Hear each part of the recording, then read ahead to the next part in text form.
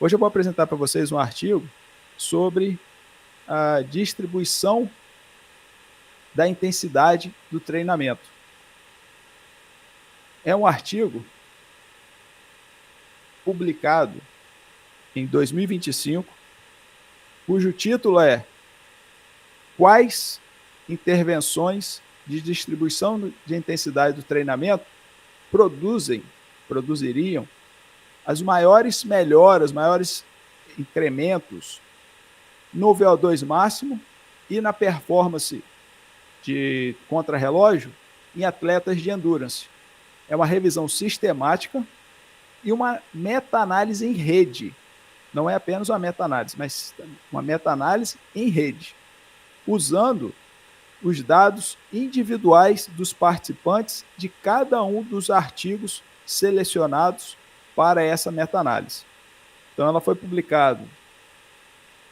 esse artigo foi publicado em 2025 na revista Sports Medicine de Auckland, na Nova Zelândia, e tem um Qualis A1 para a educação física, que é o melhor, né, Qualis para entre todas as publicações. Na introdução do artigo, ele vai falar, os autores, né, vão falar sobre a distribuição da intensidade do treinamento, que existem diferentes modelos, e sobre a importância para a organização do treinamento nos esportes de endurance. Dentre essas formas de a gente organizar, a mais comum na literatura científica é a de 3 zonas de intensidade, sendo a zona 1 abaixo do primeiro limiar de lactato ou limiar ventilatório. A zona 2 é a zona entre os limiares 1 e 2. E a zona 3 acima do limiar 2. Então, tudo que eu fizer na zona 1 vai ser ali menor intensidade, zona 2 entre os limiares e a zona 3 de mais alta intensidade. Dentre os modelos de distribuição da intensidade, nós temos, né, são classificados de acordo com a proporção relativa do tempo total gasto em cada zona de treinamento. Por exemplo, treinamento polarizado, ele vai ter mais tempo na zona 1 do que na zona 3 e mais tempo na zona 3 do que na zona 2, tendo uma distribuição aproximada de 75% na zona 1, menos de 10% na zona 2 e mais de 15% do volume semanal na zona 3, ou seja, Z1, Z3 e Z2. O Z3 vai ter maior volume do que a zona 2. Vai priorizar mais treinos de alta intensidade do que as zonas entre os limiares. O piramidal, esse PRY, já vai ser o contrário do polarizado. O contrário em relação à zona 2 e à zona 3. Ele mantém em torno de 75% da zona 1, mais de 15% na zona 2 e menos de 10% na zona 3. O TRH, que é o limiar, a distribuição de treinamento no limiar, threshold, vai ter o maior percentual de zona 2, em segundo lugar seria o maior percentual na zona 1 e menor percentual da zona 3. Como que a gente pode ver aqui em cima, por exemplo, a distribuição no limiar. Na zona 1, 40% do volume semanal. Zona 2, 50% do volume semanal. Zona 3 vai ficar em torno de 10% da distribuição do volume semanal, sendo mais indicado ou mais utilizado por atletas recreacionais. O polarizado e o piramidal tem sido mais utilizado por atletas de elite, mas isso não impede que a gente também possa utilizar essas distribuições com os atletas recreacionais. Aqui ele só foi comentando o que ele tem encontrado, né? E que além do polarizado, piramidal e do limiar, existe também a distribuição de alta intensidade, que vai ser o volume de Z3 maior do que o de Z1 e o de Z3 maior do que o de Z2. E também o oposto, de baixa intensidade, em que você faz 100% do volume na zona 1. Não vai ter treino intervalado, não vai ter treino entre os limiares, na zona dos limiares, né? Na zona 2. Somente zona 1. E cada um desses modelos tem uma aplicação prática para o dia a dia. Por exemplo, de baixa intensidade, você de repente pode utilizar com ultramaratonistas. Porém, a ciência não consegue afirmar qual desses modelos seria o mais indicado para situações em relação ao VO2 máximo e a performance contra relógio, por exemplo. Então ele tem que resultados são difusos, comparando o polarizado com a distribuição no limiar. Em 2019, um grupo de pesquisadores fez uma meta-análise que mostrou que a distribuição do treinamento polarizado foi superior à distribuição no limiar, para melhorar a performance no contrarrelógio. Então, ou seja, nessa meta-análise, comparando polarizado e limiar, mostrou que o polarizado seria melhor para a performance no time trial, no contrarrelógio. Um outro exemplo é do piramidal, eu já falei, mas você tem aqui já. O piramidal, por exemplo, ele vai variar de acordo com a fase de treinamento. Ou seja, a gente já viu outros artigos aqui, a gente apresentou outros artigos aqui no grupo de pesquisa, que foi do Luca Filipas, de 16 semanas de intervenção. Um grupo fez só polarizado, outro fez só piramidal, um fez 8 semanas piramidal, 8 semanas polarizado, e um outro grupo fez 8 polarizado e 8 piramidal, inverteu. Então a gente, dependendo do momento, dependendo da distância que seu atleta for participar, você pode usar algum desses modelos ou então começar com um e depois mudar para o outro. Então ele vai falar, vai trazer essa citação. Existem vários métodos para determinar a zona de intensidade do treinamento, incluindo medidas de carga interna, como a frequência cardíaca, o lactato e o TRIMP, que é o impulso de treinamento. E também tem as medidas de carga externa, como o ritmo, o pace, e a potência mecânica no ciclismo e no remo. E algumas outras métricas qualitativas, como a percepção de esforço, para que a gente possa organizar as zonas de treinamento. As medições de carga interna e externa podem não estar totalmente alinhadas entre si, nem com o alvo da distribuição da intensidade do treinamento prescrito ou pretendido, ou seja, a gente monta as zonas de treinamento de acordo com essas variáveis, mas nem sempre as medições de carga interna e externa estão totalmente alinhadas com a distribuição da intensidade que a gente vai prescrever. O artigo traz na introdução também o que é uma meta-análise em rede, que é algo talvez mais novo dentro da nossa área. A gente tem aqui, os visitantes, aí, quem está vendo o vídeo também, essa gravação, aqui no nosso grupo de pesquisa a gente tem um recém-doutor, também orientado pelo professor Jorge Perrot, que fez uma meta-análise em rede. Nós temos aqui no canal do YouTube também, do grupo, essa aula que ele apresentou, o que era meta-análise em rede. Então, depois eu digo para vocês olharem e entenderem melhor. Mas aqui na introdução do artigo, ele nos traz o seguinte: uma meta-análise em rede permite a comparação simultânea de múltiplas intervenções para determinar com maior precisão o efeito da distribuição da intensidade do treinamento na melhoria do desempenho em esportes de endurance, além de fornecer a capacidade de classificar todas as intervenções de maneira coerente. Então ele vai pegar os dados individuais de cada um e fazer de cada um dos artigos que ele selecionou para poder realizar essa comparação e essa análise mais precisa, Então, a realização de uma meta-análise em rede com dados de participantes individuais permitiria uma maior precisão, pois a análise das covariáveis não estariam sujeitas a essas limitações. Então, é isso que ele vai fazer. Qual é o objetivo desse artigo? Realizar uma revisão sistemática e uma meta-análise em rede com dados individuais dos participantes para comparar o efeito de diferentes modelos de distribuição da intensidade do treinamento sobre o consumo máximo de oxigênio e o desempenho em testes contra relógio em atletas treinados em esportes de endurance.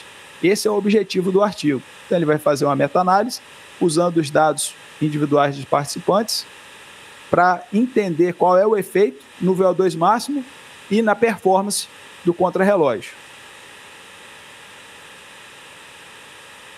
Dentro dos métodos do artigo, ele tem diferentes subtópicos para abordar a construção dessa meta-análise, né? Eu vou colocar aqui no artigo para a gente poder fazer uma...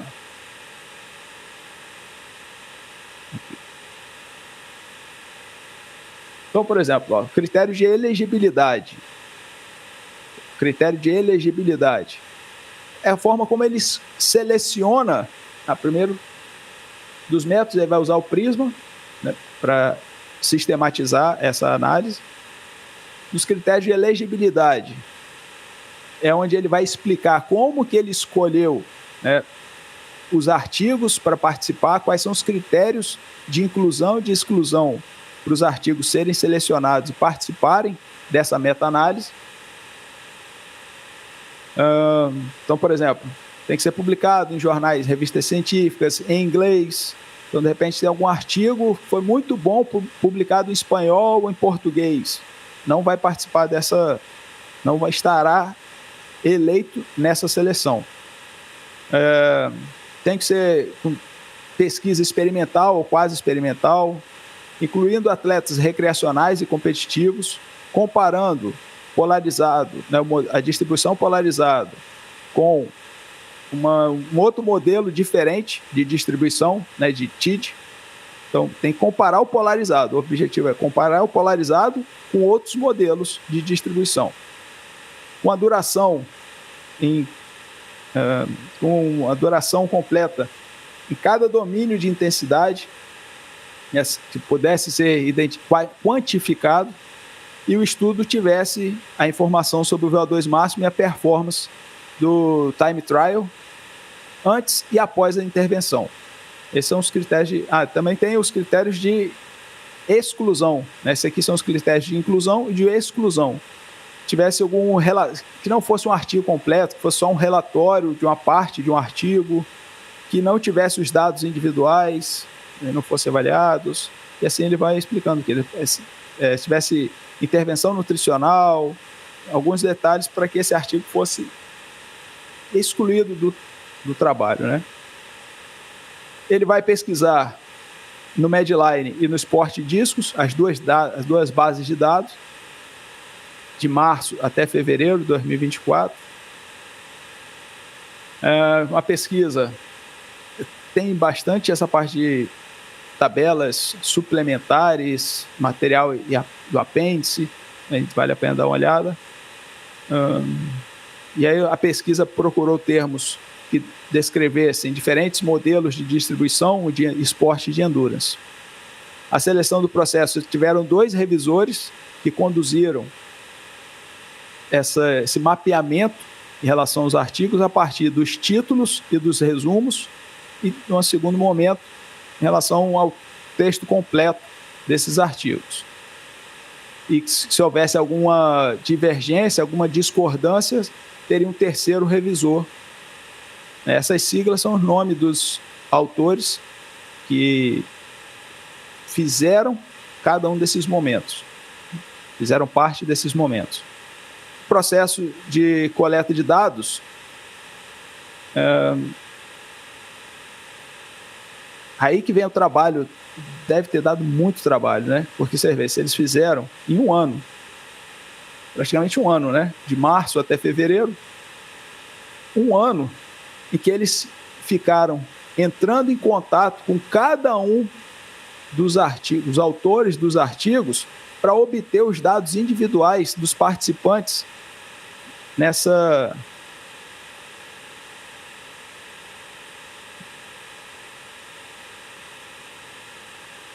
Então esse autor, esse coautor, né, ele entrou em contato com cada um dos estudos para conseguir os dados individuais dos participantes. Então, que eram as características, resultado da intervenção, porque tem alguma, para ele realizar uma meta-análise em rede com todas essas com toda a estatística que é realizada, ele precisa juntar os dados de todos os artigos que ele teve acesso. Então, eles ficaram um ano, possivelmente, ali, ligando para os autores, coletando todas essas informações desses artigos e para conseguir realizar a meta-análise em rede que eles realizaram com os dados individuais de todas essas... Foram quase 40 artigos. Daqui a pouco a gente vai ver os artigos. 2 revisores conduziram uma coleção de dados, uma coleta de dados separado para cada um desses artigos que eles obtiveram uma informação relevante, né, a partir desses estudos. Então, ou seja, eles ficaram ali, entraram em contato com todo mundo para poder explicar tudinho que tinha em relação a toda a informação que eles precisavam em relação à performance, em relação ao VO2 máximo, qual a intervenção, as características da pessoa, qual o sexo, qual a idade, para eles conseguirem realizar essa estatística. Nos dados, no item 2.6, que é os dados dos itens dos dados, né? Eles pegaram qual método que esses participantes foram colocados dentro dos grupos, ou seja, por randomização, estratificação, qual a duração essa duração do wash em semanas e a duração da intervenção em semanas.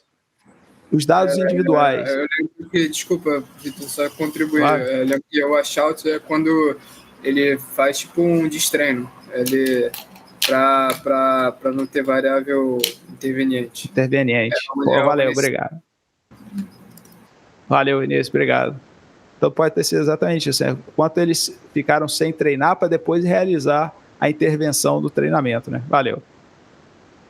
Os dados individuais dos participantes, né, que era a idade, anos, sexo, qual esporte que eles realizaram nessa pesquisa, se foi corrida, se foi remo, se foi ciclismo, o nível de performance, massa corporal basal, acompanhamento, altura, o nível de desempenho. Esse aqui eu achei bacana para a gente. E eles colocaram o seguinte, que o nível de desempenho foi classificado como competitivo se o participante competisse em um nível de alto desempenho no nível 3 ou superior, ou seja, se ele tivesse participado de campeonatos universitários, estaduais, nacionais, internacionais ou profissionais, né? Caso contrário, eles seriam classificados como recreativos, que é uma dificuldade que a gente tem, né, para classificar o nível do atleta. Então, se ele participou, se ele competiu em um desses campeonatos, ele estava considerado como de alto desempenho. Caso contrário, seria um atleta recreativo, atleta recreacional. O método pelo qual as zonas de treinamento foram determinadas, né, se o modelo de distribuição pretendido, a distribuição da intensidade relativa pretendida, o modelo de periodização que foi utilizado, a estrutura do mesociclo, a inclusão do treinamento de endurance e a duração de um período de tapering, né, de redução gradual e pré-competitivo, se fosse incluído também durante a pesquisa. Né, os dados individuais foram solicitados para o tempo total completado nas diferentes zonas de intensidade do exercício. A duração, no caso aqui em minutos, dentro de cada zona de intensidade, foi determinada a partir dos valores de frequência cardíaca correspondente às respectivas zonas de intensidade. E ele usou o modelo de 3 zonas descrito pelo Seiler e pelo Kircher em 2006 para definir quais seriam as 3 zonas de intensidade. O VO2 máximo ou o VO2 de pico deveriam ter sido avaliados dentro dos artigos a partir do sistema de análise de gases metabólicos, né, deveriam saber qual equipamento, modo do exercício, intensidade do estágio inicial, duração do estágio, intensidade de incremento, critérios de medição e em relação à performance dos contrarrelógio em segundos. E aí é bom a gente lembrar que assim, quando a gente analisa em segundos, se a pessoa melhora, significa que ela fez menos tempo. Então a gente vai ver aqui nos dados que eles apresentam muitos valores negativos, ou seja, que foi algo que ele obteve uma melhora na performance, ele correu mais rápido o mesmo teste. Então, em segundos, qual era o modo de exercício, a distância do contrarrelógio, a localização, inclusão de familiarização, inclusão de competição durante o teste do contrarrelógio, né, e os dados individuais solicitados para os pontos, os time points, né, pontos de controle, incluindo o washing, né, que deve ser o pré-lavagem, o baseline e o meio de intervenção e de acompanhamento. Além disso, ele também apresenta, né? Deixa eu voltar aqui para...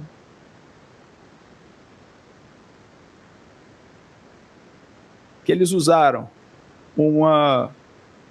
a conectividade em rede, né, visualmente avaliada, usando essas intervenções que incluem do VO2 e o time trial performance, a performance no contrarrelógio. Fizeram também a análise do risco individual, risco de viés para os estudos individuais. Mediram também como que eles mediram as medições de sumário, né?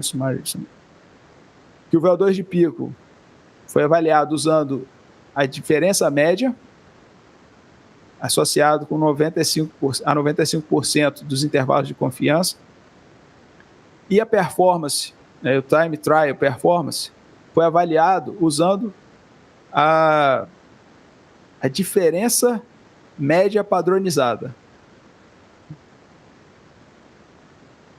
E eles planejaram também os métodos de análise. Então, primeiro, eles iam colocar os participantes em grupos para os quais eles estariam originalmente alocados, e aí depois eles foram avaliando outras formas aqui, não vou entrar nesse detalhe, para a gente poder ir para os resultados, né? Ainda o 2.11, eles fizeram avaliação da heterogeneidade, inconsistência e transitividade, também fizeram o risco de viés para estudos cruzados, e uma análise adicional em relação aos covariáveis e tal, e alguns outros detalhes que eu não vou abordar nesse momento.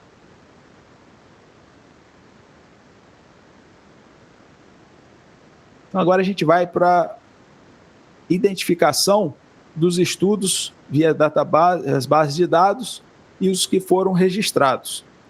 Aqui é o caminho que ele percorreu para chegar nos 13 artigos que foram incluídos nessa revisão.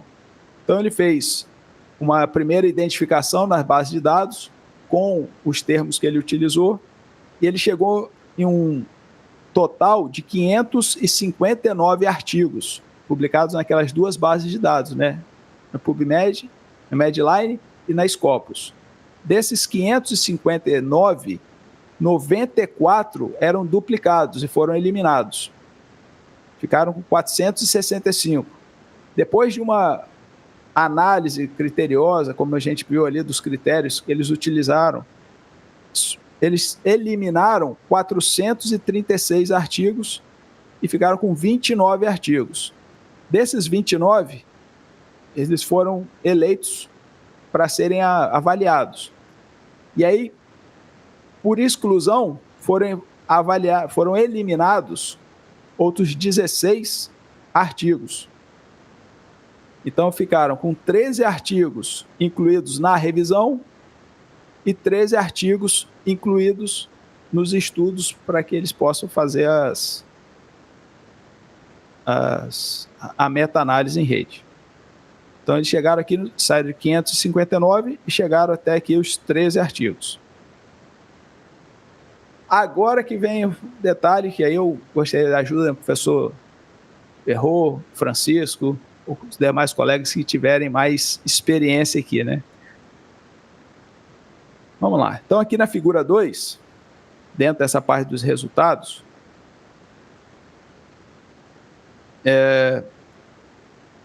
ele apresenta o seguinte: o A, esses gráficos em rede, aqui tem assim, gráficos em rede das intervenções de distribuição da intensidade do treinamento. O gráfico A é em relação ao consumo pico de oxigênio, o VO2. E aí coloca que para ter a intenção de tratar, para ter a análise de intenção de tratamento. O B, esse daqui de baixo, é o VO2 pico para análise por protocolo. E aí uma das coisas que eu fui lendo é que esses dois, eles não têm, eles seriam abertos, e eles não formam, diferente do B e do D, essa estrela aqui no meio. Eles não conseguem unir todos esses pontos e formar essa estrela. Então, por isso, seria mais aberto. Aqui, por exemplo, você tem alguns que não tem nem relação, por exemplo, piramidal com limiar. Nessa análise, aqui ele é o VO2, e aqui o VO2 pico, A e o C, um com a intenção de tratar e o outro com análise por protocolo. Isso. O C, A e B. O C é a performance no contrarrelógio, tendo a análise com a intenção de tratar, e o D é a performance contrarrelógio com análise por protocolo. Professor, eu gostaria que o senhor me ajudasse aqui a explicar um pouco mais sobre esses gráficos. Tem esses dois, o A e o B, ele vê a relação aí entre do VO2 máximo, né, da melhora do VO2 máximo, mas isso não está mostrando magnitude de efeito, não está mostrando nada. Ele mostra justamente essa figura, é a rede da meta-análise em rede. Aí, você vê que existe dentro da rede, vamos olhar aqui para o B que está o mais bonitinho. No polarizado tem um N de 109, é um N grande, de estudos, né, ou de protocolos. Então a bolinha do polarizado é muito grande. E do piramidal é a segunda maior, 86. A linha entre o polarizado e o piramidal é grossa e tem um número 9. Então eu acredito que seja, vamos supor, número de estudos que comparou o polarizado com o piramidal. Todos os outros tipos de distribuição, a baixa intensidade, alta intensidade no limiar, tem um N um pouco menor. Então, ela tem menos comparações entre elas. Então, o que tem mais comparação entre polarizado e piramidal por uma razão da nossa área ser assim. Então, ela demonstra que, na literatura, existem mais comparações entre polarizado e piramidal e mais estudos de polarizado e piramidal. Depois, mais para frente, deve ter o ranking, deve ter tudo, e as estatísticas lá de magnitude do efeito e tudo. E quando a gente compara o A com o B, esse outro gráfico A, ele fez uma análise, duas análises que são comuns da área da saúde. A análise por intenção de tratar, que geralmente é quando imputa dados, quando não deixa ninguém embora. Vamos supor, você tinha 30 no pré e ficou 20 no pós. A análise por intenção de tratar, acho que faz uma correção, ela não deixa o cara embora. É uma coisa assim, é muito da minha área. E no B, quando é por protocolo, quando a pessoa não chega no pós, você exclui. Então, ela é mais permissiva, vamos supor assim. Então, o resultado é mais fácil de aparecer por protocolo do que na intenção de tratar. Se a gente for pensar do ponto de vista epidemiológico, mesmo das pesquisas de tratamento, que são da saúde e também da nossa área, o que se indica geralmente é fazer uma análise por intenção de tratar, mesmo que os antigos não gostem, mas é o que acontece hoje em dia, é a intenção do tratar aqui. Show, valeu demais, obrigado. O N aqui, 109, eu pensei em número de participantes, né? Pode ser que seja isso. Pode ser que e aqui tem os, como você falou, dos pares, né, Bruno? O par, o polarizado, piramidal. Não, e uma coisa da rede também, o que é interessante, que volta na rede. lá na figura. Isso aí o Zé que saberia, mas explicar isso. É que a rede, não necessariamente existe um estudo que comparou o polarizado com alta intensidade, mas por alguma derivação, por algum cálculo estatístico que eu não sei, você consegue comparar os dois por um outro caminho. Por isso que a meta-análise em rede ela é tão poderosa. Bacana. Ele fala o seguinte, ó, que dentro desses resultados,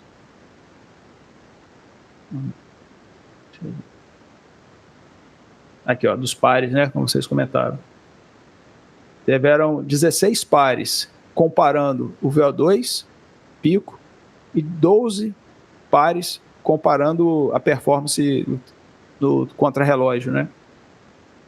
E aí tiveram duas conexões abertas para o VO2 de pico, que é o piramidal com o de baixa intensidade, baixo volume, e o limiar versus baixo volume. E 5 conexões abertas para a performance. Piramidal versus limiar, piramidal versus alto volume, alta intensidade, desculpa. Piramidal versus baixo volume, baixa intensidade, alto volume, baixo, isso, high, alto volume, 100%. Low, baixa, eita, nós. Baixo volume, baixa intensidade. E o limiar versus baixo volume, né? E o limiar versus alto volume. Certo. E aí, botando aqui os gráficos de ambos, o VO2 pico e a performance do Triumph estão demonstrando essa 100 estrela, né? Não está formato ali de 100 estrelas.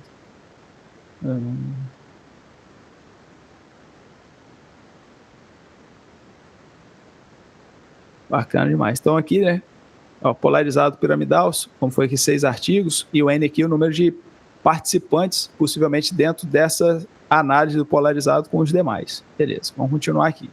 Agora ele vai apresentar os resultados, as características de cada um dos estudos que foi analisado. Então, por exemplo, RCT. A RCT se foi randomizado. RCT, quando o trabalho foi randomizado. Aqui, ó. Controle lado randomizado. Quando tem RCTX, foi randomizado, controle com crossover. Então foram as formas como o desenho experimental, né? A duração em semanas de cada um dos trabalhos, dos estudos analisados, a quantidade de participantes, o esporte, a maior parte dessa primeira parte da tabela foi de corrida, a performance, a maior parte com 1, 2, 3, 4 competitivos e 3 com atletas recreacionais, a idade dos participantes, o VO2 pico, qual grupo e a distribuição da intensidade, então, por exemplo, Z1 e Z2, pegaram aqui Z1 polarizado, Z2 piramidal, aqui um grupo polarizado, outro no limiar, comparando, né, polarizado, piramidal, piramidal, e assim, né, grupo polarizado, um piramidal, a forma como as intervenções que cada um dos artigos fez, e o resultado, né, e a característica do outcome, né, e como foi o teste principal, né. E aqui a continuação da tabela número 1. Trabalhos randomizados, aqui foi não randomizado. Isso. Uma parte ciclismo, triatlon, esporte combinado, esqui, remo, e um outro aqui, mais um de corrida, com atletas recreacionais. E com outro detalhe importante, que a maior parte dos artigos aqui desses foram com atletas competitivos, né? Aqui a gente tem 1, 2, 3, 4, 5, 6, 7, 8.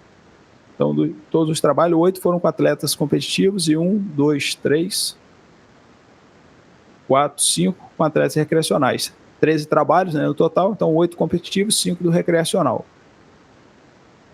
Aqui a idade, o VO2 e a intervenção que foi realizada em cada um dos trabalhos. Polarizado, baixa intensidade, polarizado com piramidal e no limiar, e também de alto volume, baixo volume e alto volume. 100%, né?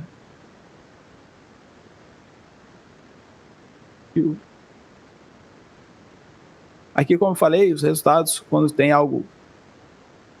Aqui é a tabela 2. Resultados para pico de VO2, pico de consumo de oxigênio. Nos estudos individuais, ou seja, análise por protocolo. Então, cada um dos 13 estudos, quantos grupos tinha em cada um dos estudos, qual o tamanho do grupo, qual o modelo de distribuição da intensidade que foi realizado, completado, como era o VO2 antes e como foi o VO2 ao final da intervenção. E a gente vê que, nesse caso do VO2,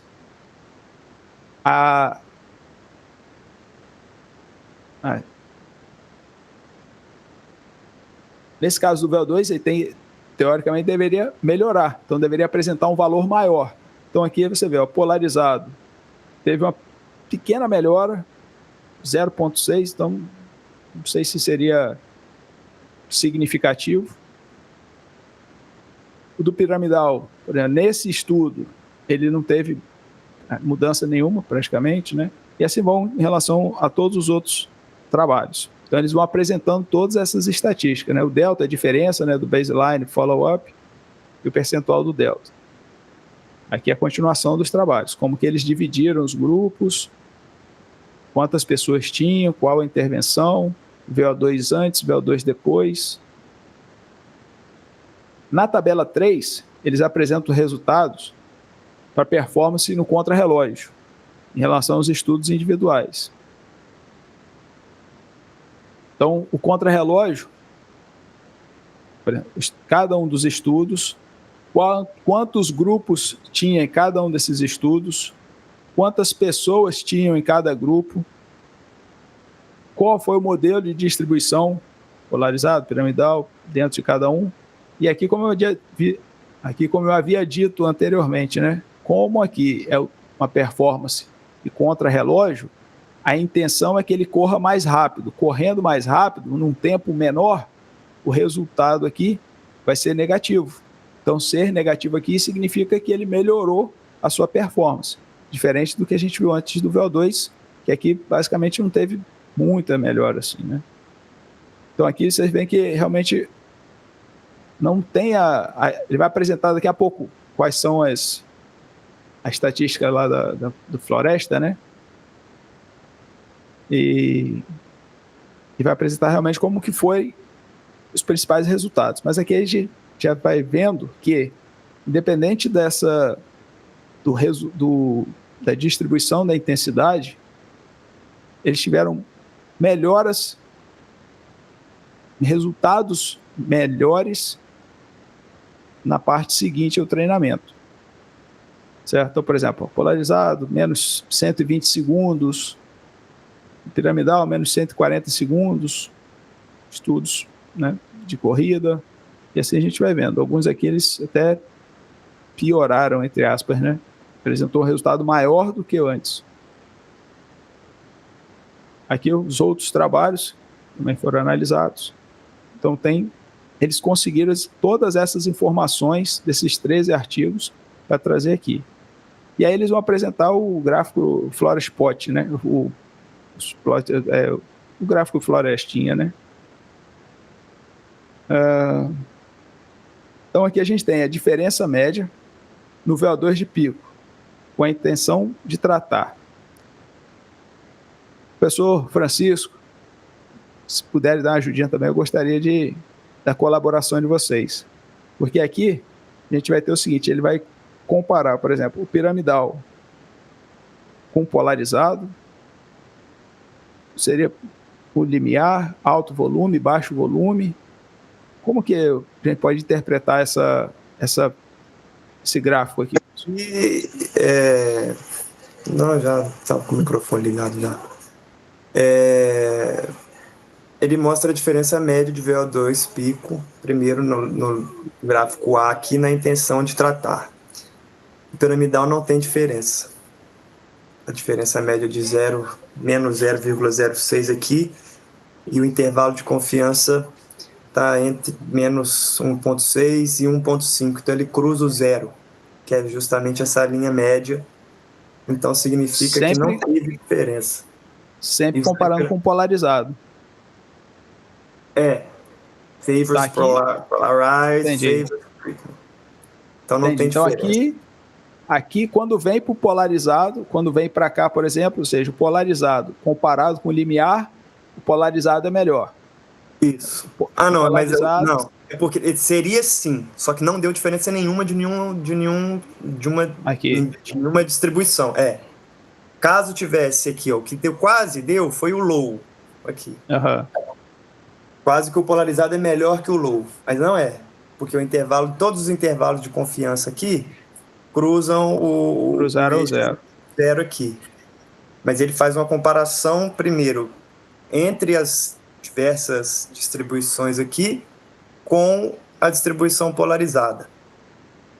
O high quase que deu melhor do que a polarizada, mas nenhum deu diferença nenhuma. Quando a gente vai para o gráfico B, que ele usa outra análise, né, que é por protocolo, também não tem diferença nenhuma. Então, por essa análise sozinha, a gente poderia aqui concluir que nenhuma distribuição de intensidade é melhor ou pior do que a polarizada para melhora de VO2 máximo. E ele faz a mesma coisa aqui. Mesma coisa. A diferença média padronizada no VO2 de pico, né? Os desenhos não mudam. Não muda nada porque é a mesma coisa. Não muda nada. E do time trial mudou, mas o resultado continua sendo o mesmo, né? Nada sem diferença. Então, obrigado, Francisco. Obrigado, professor. Então a gente vê aqui exatamente isso. Pode falar aí. A sua apresentação travou, só que eu não sei se foi só para mim ou se para todo mundo. Tá aparecendo pra aí? Mim tá normal. Tá normal? Então é aqui em casa que a internet deu uma variada, então. Não. Então, aqui agora mostrando figura 3, gráfico E, gráfico F. Então a gente tem a diferença média padronizada na performance do contrarrelógio pelos dois protocolos, como o Francisco explicou, né? E a gente vê que todos os dois passam, todas as comparações, como explicou também, isso aí, passando aqui pelo zero, nenhuma delas teve diferença, ou seja, a gente vai chegar na conclusão que vai ser exatamente o que vocês estão vendo aqui, que não vai ter nada diferente um do outro. Qual que a gente pode utilizar? Vai continuar sem saber, sem ter essa resposta, certo? Aqui aqui é a relação aos atletas competitivos, as meta-análises de cada um deles, comparando aqui da mesma forma, polarizado e o piramidal.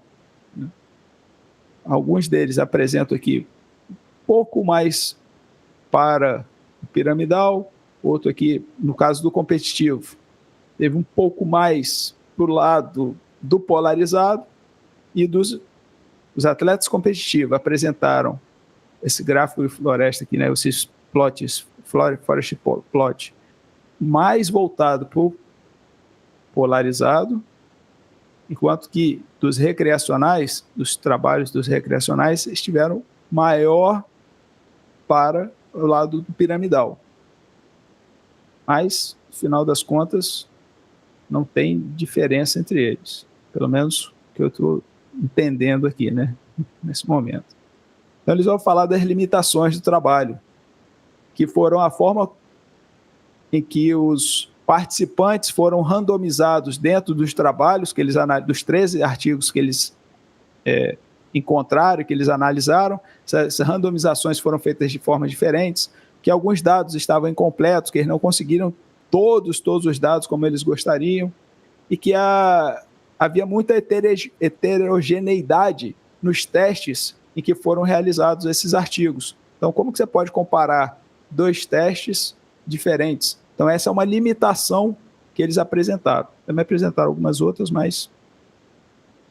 Implicações práticas desse estudo, dessa meta-análise em rede para a nossa atuação profissional. Então, eles colocam: nossos resultados indicam que atletas de vários níveis de desempenho podem se beneficiar de modelos de distribuição distintos. Especificamente, atletas recreativos parecem obter maior benefício para VO2 pico no modelo piramidal, enquanto atletas competitivos podem se beneficiar de um modelo polarizado, que é essa brincadeira aqui, né? Que mais voltado para o lado do polarizado, os atletas competitivos, e o recreacional um pouco mais para a direita aqui para o lado do piramidal. Mas, como eles colocam, né? Que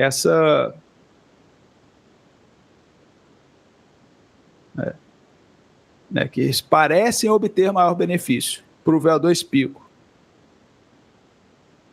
Os atletas recreativos com menos experiência em treinamento provavelmente têm mais potencial para melhorar o desempenho com qualquer modelo de periodização, enquanto atletas com mais experiência em treinamento podem precisar de estímulos mais específicos para continuar a melhora.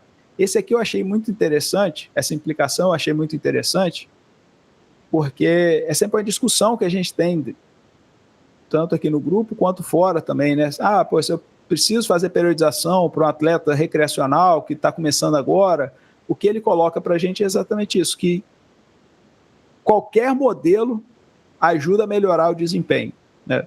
Mas que eu acredito que é interessante, é importante que seja feita essa periodização, né? Então ele coloca: provavelmente tem mais potencial para melhorar o desempenho com qualquer modelo de periodização. Então, entre fazer periodização e não fazer, eu acredito que seja interessante fazer. E no caso dos atletas mais experientes, eles têm que fazer estímulos mais específicos para continuar a evoluir. Conclusão, então, do trabalho: entre todo o conjunto de dados que eles tiveram acesso, que eles analisaram, não observamos diferenças estatisticamente significativas no desempenho do VO2 pico ou do contrarrelógio entre o polarizado e qualquer um dos outros modelos de distribuição: piramidal, limiar, alto volume e baixo volume. Essa é a conclusão do artigo. É aquilo que a gente já estava vendo, né, quando o Francisco estava explicando ali no gráfico lá dos diamantezinhos lá, né? A gente não tem todas as análises, né, passando pelo zero, demonstravam que não tinham nenhuma diferença significativa. E aí eu pergunto a vocês, né? E agora? O que a gente faz com essas informações? Porque aqui acabou. Aqui a gente não tem mais muita coisa que fazer. Então, o que eles falam além disso? No entanto, encontramos uma diferença significativa na resposta do VO2 pico entre atletas recreativos e competitivos ao quantificar a carga de treinamento por frequência cardíaca. Ao quantificar a carga de treinamento por frequência cardíaca nas zonas, a organização das zonas de intensidade sendo feita por frequência cardíaca. Isso sugere que atletas individuais podem obter benefícios de desempenho de endurance semelhantes com diferentes modelos de distribuição da intensidade, mas que atletas em níveis competitivos mais altos, com maior experiência em treinamento, podem se beneficiar de um modelo de distribuição polarizado. Muito obrigado. E aí permanece a pergunta, né? Ou seja, a gente... Já tenho uma já. Eu gostei do artigo, não gostei da parte de implicações. Achei que eles forçaram essa barra aí, porque eles já queriam ter forçado antes do resultado estar pronto. Mas o estudo mostra que não há diferença entre as distribuições sobre o VO2 pico e sobre o desempenho. Então, qual que é a conclusão que tem? Que não importa a distribuição, para o desempenho e para o melhor de VO2 pico. Eles gostam muito, na literatura é muito comum, deve ser até por isso que eles fizeram esse estudo, de comparar a tal da polarizada com a piramidal. Elas são a mesma coisa. Alguém pegou e inventou que tem uma diferença entre elas, que não existe. É uma diferença mínima no treinamento. É um dia de treinamento do cara na semana que vai mudar. Uma intensidade um pouquinho a mais ou um pouquinho a menos. É 5% de diferença. Então, ela está fadada a ser igual. Ela pode ter um pouco diferente ali, tudo, mas quando vai pegar o que é e o que não é, ela é a mesma coisa. Então, por isso que não dá diferença. Então, eu já esperava que não desse diferença.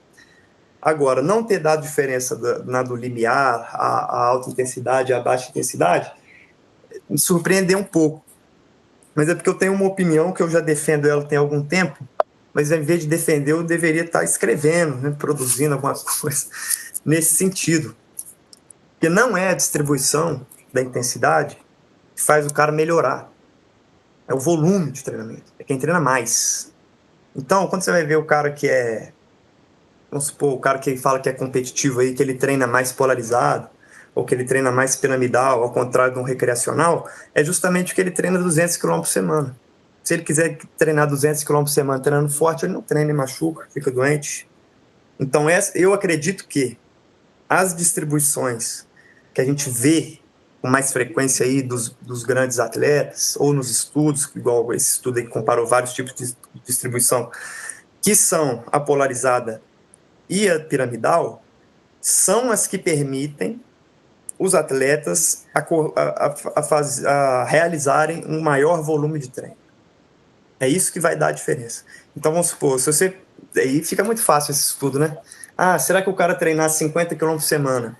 A gente vai comparar com o cara que treina 150. Qual que vai melhorar mais o VO2 máximo? Talvez o que treine 150 melhore mais. Ou o desempenho dele vai ser melhor, vai melhorar mais.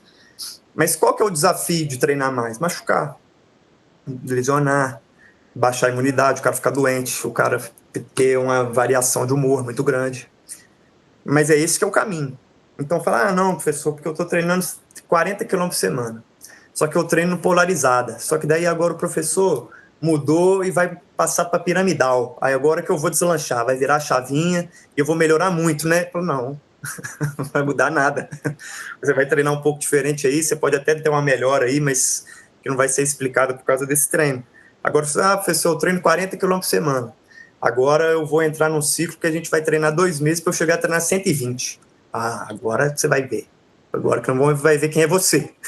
Se você aguentar chegar lá no 120, você vai ficar bom. Vai melhorar. Então, Francisco, isso é uma opinião minha, né? Isso não tem dado nenhum sobre isso. Mas não acredito que o problema seja a distribuição. Seja o volume de treino e que talvez alguma dessas distribuições possibilite que se treine mais. Essa seria talvez um estudo futuro, ou talvez uma implicação. Eu queria ver lá, que o Francisco já falou que a hora que você mostrou lá, a diferença entre a polarizada e limiar é mínima, né? É uns 5% que muda de lado ali, né? Mas queria ver lá aquele gráfico que mostra quanto que eles melhoraram. Isso. Esse é o por protocolo. Tá bom. A melhora no consumo é muito pequena. Olha lá. Tem que ter um percentual também. 0,6 mililitro, 1 mililitro. É claro que isso tem uma implicação. Dá diferença no desempenho. Mas, então, uma coisa que tem que considerar também, que a melhora no VO2 máximo esperada é muito pequena. Isso dificulta a comparação também, né? No treino, a gente já espera que melhora muito pouquinho, né? Então, se os 2 treinos melhoram muito pouquinho, além de não esperar diferença entre os treinos, eu também espero pouca melhora de qualquer um dos 2, né? Então, para achar a diferença entre eles. Vamos ver lá agora no contrarrelógio. Tá. Aí melhora um pouquinho mais, né? Mas o Os percentual aqui é igual, percentuais. é 1%. Agora, é claro que faz diferença. O cara que estava com 220 segundos, ele cai para 208. Caiu. 2.000, quer dizer, 2.200 para 2.080. Caiu 122 minutos. É uma melhora boa. O contrarrelógio, esse aí deve ser de bicicleta, né? 200 segundos. No contrarrelógio, melhora, os percentuais são pequenos, mas é alguma melhorazinha também expressiva. Por aí a gente vê que a hora que compara lá, polarizado, piramidal, os números são muito próximos. Né? O número que a gente está vendo ali, olha lá no primeiro estudo, 121 contra 141, outro 19 contra 30. Olha esse estudo aqui do FESTA, 10,6 para 11. Né? Então, isso aí também, além das distribuições de intensidade serem muito parecidas, a gente espera melhora bem pequena. Né? Porque o protocolo é igual. Ele está treinando a mesma coisa. Pois é, mas os dois melhoram um pouco. Então, eles melhoram um pouco e a diferença entre protocolos é nula. E entre o resultado também. Né? Entre o pré e o pós é nada, e entre os dois grupos é nada também. Por isso que não dá nada. Então, talvez aí o contrarrelógio é uma medida melhor, eu acho. Mas muitas vezes, assim, no nosso treinamento, a gente já sabe que vai melhorar pouco o VO2 máximo. O que você tenta melhorar, que você sabe que vai dar o resultado, é a durabilidade, a pessoa consegue correr maiores distâncias, a velocidade crítica, ou o segundo limiar, parece que tende a melhorar mais, né? Então, se eu focar o meu resultado que eu busco com treinamento no VO2 máximo, eu já espero pouca coisa, né? Ele é muito pouco treinável. Anda um pouquinho mais a figura. Aquelas últimas lá que separa competitivo. O que é isso aí? Não, mais para frente. Onde separa competitivo e recreacional. Foi onde que ele fez algumas. Essa ali. Porque ali, a rigor, estatisticamente, não pode falar que é diferença. Né? Não é igual. Agora, o que ele quis falar é o seguinte, que lá no competitivo, as figuras estão mais para o lado polarizado, né? E no recreacional, todas estão para o lado do piramidal. Por isso que ele fala e usa uns verbos bem bacanas. Parece que, né? Sugere que, mas lá na conclusão ele é rigoroso e fala não tem diferença. O que ele mostra então espera pouca melhora, nada vai dar muito significativo, as diferenças a rigor estatístico são zero. O que ele pode falar, que ele quis falar, é que tem uma tendência para um lado, para o outro, mas não é. E aquela onde que ele fala uma outra coisa que eu espero. Tem outra figura, não? Que ele fala que espera melhoras. Quer ver? Vamos lá para as conclusões lá. Pode ir andando.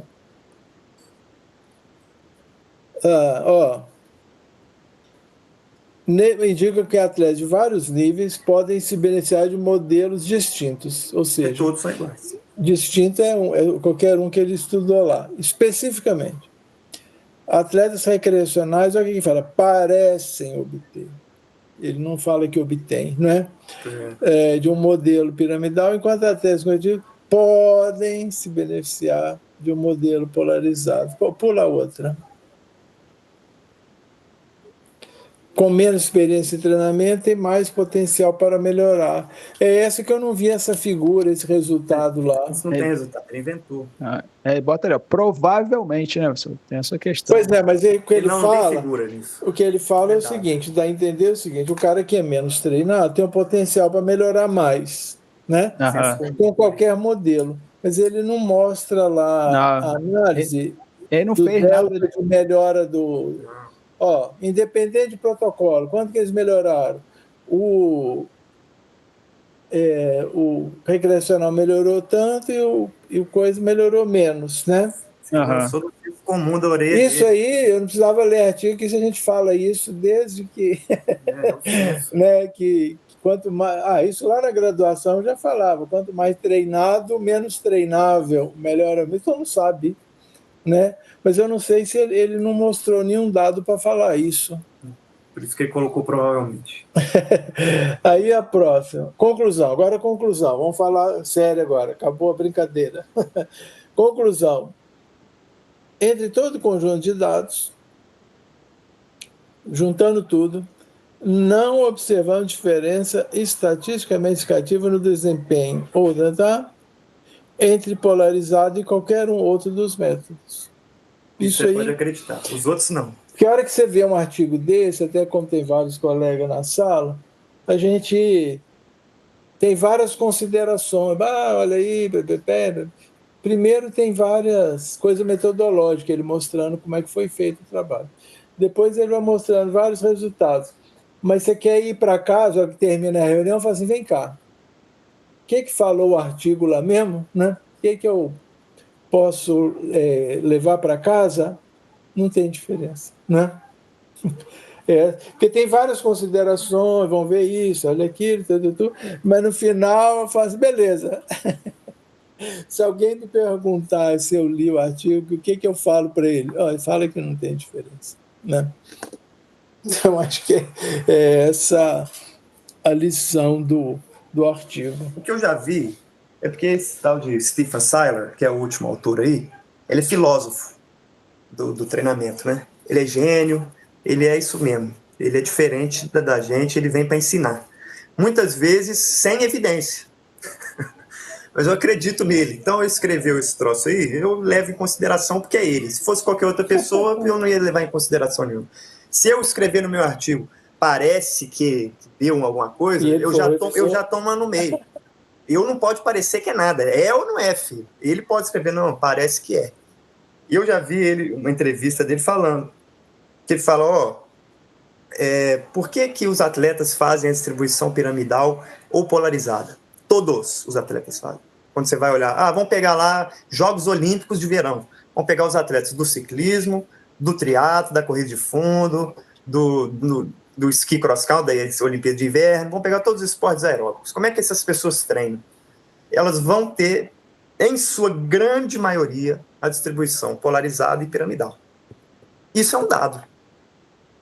Existe uma convergência entre os atletas e entre os esportes de utilizar esse tipo de distribuição. Então, se a gente pensar que os Jogos Olímpicos da era moderna, desde 1890 e tanto, lá com o Pierre de Coubertin, todo mundo quer ganhar, em todos os países do mundo, todo mundo faz todos os esforços, lícitos ou ilícitos, para ser campeão, alguma coisa nessa distribuição deve funcionar. Alguma coisa está certa, porque senão já teria tido outra. Senão outras pessoas teriam outros caminhos, e não tem, é o mesmo caminho. Todo mundo faz polarizada e piramidal. E todo mundo treina altos volumes também. Então você nunca vai ver um cara que corre maratona olímpica que corre 50 km por semana. Não existe. Você nunca vai ver um cara que faz 10 km de natação que nada 30 km por semana. Isso não existe também. Os caras treinam muito, muito, e sempre polarizado ou piramidal. Então existe uma convergência para essa distribuição. Se ela fosse mentirosa, ou se ela não funcionasse de fato, ela já teria caído na primeira tentativa, o que não é verdade. Ela se sustentou. Então, isso é uma evidência para nós treinadores, para pesquisador, não. Se você for pesquisador, você não pode levar isso em consideração. Mas se você for um prático, se você for um treinador da beirada da pista, essa distribuição é muito difícil de fugir dela. Agora, como um estudo científico publicado na Sports Medicine, o buraco fica mais embaixo. Ele teria que fazer outro tipo de análise, é isso que a gente está buscando. Que talvez não seja a distribuição que seja a coisa. Igual eu falei, na minha opinião é o volume. Mas é só uma opinião. Talvez daqui a alguns anos eu coloque um artigo desse aí. Mas é a pergunta do momento, eu acho. Beleza. Isso tudo está numa grande revista, a gente leu aqui no Brasil, leu um troço que foi feito lá na Europa, então o negócio tem um impacto importante na área. Mas aqui na sala tem mais treinadores, né? Eu acredito que a distribuição, que a maior parte do treino de baixa intensidade é a coisa mais lógica que tem, não é? Ninguém vai fazer um treinamento kamikaze. Existe. Qualquer treinador com mínimo de juízo, de experiência, vai pôr, a maior parte do treino é leve. E nós vamos fazer periodicamente, uma vez por semana, qualquer treinador, mesmo que não tenha treinador, qualquer fundista autodidata, ele sabe que assim, os fundistas daqui de fora, eu faço treinamento contínuo, de boa, e terça e quinta eu dou tiro. E sábado e domingo longão. Mais leve ainda, né? Eu dou tiro de 400 na terça e de 1.000 na quinta. Sábado de manhã um longão e o resto é o regenerativo.